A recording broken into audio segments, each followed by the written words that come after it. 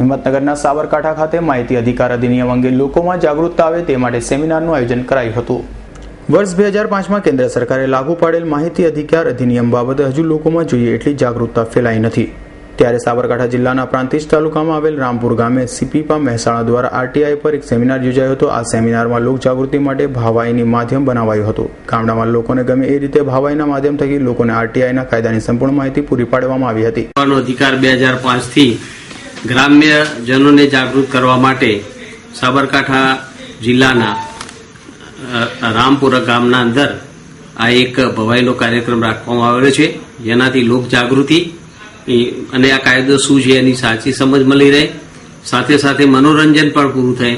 એ ગ્રામ લોકોને પોતાના પ્રશ્નો સરકારના કોઈ પણ ખાતામાંથી કંઈ માહિતી મેળવી હોય અથવા કોઈ ગ્રાન્ટ લેતી સંસ્થાઓમાંથી જવાબી માહિતી જોઈતી હોય તેમને મળી રહે તેના માટેનો જાગૃતિ લાવવા માટેનો આ કાર્યક્રમ રાખવામાં આવેલો છે।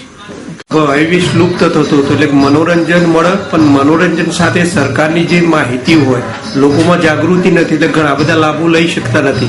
પણ આ દ્વારા લોકોને જાગૃત કરીએ તો લોકો જો જાગૃત થાય તો સરકારના જુદા જુદા જે લાભો છે એનાથી એમનો લાભ મળે। એટલે એક તો લોક જાગૃતિ છે, કારણ કે આ જાગૃતિ ના કરીએ તો ઘણા બધા લાભો એને મળતા જ નથી। પણ આવું સાંભળે તો એમને પણ જાગૃતિ આવે તો સરકારમાં જે પેમ્પલેટ અથવા તો કંઈક કાર્યક્રમો થતા હોય એના તો જાગૃતિ જ્યાં સુધી ના આવે ત્યાં સુધી કોઈ વ્યક્તિ લાભ લઈ શકતો નથી। તો અમારા ગામમાં મનોરંજનનો કાર્યક્રમ થયો તો લોકોમાં જાગૃતિ આવી, એટલે જાગૃતિ આવવાથી એ પંચાયતમાં પૂછ્યું એ અમારી પાસે આવે અથવા અમે એમને બીજું મોકલે તો લોકોને વધારે જાગૃત થવાથી લોકોને વધારે લાભો મળી શકશે।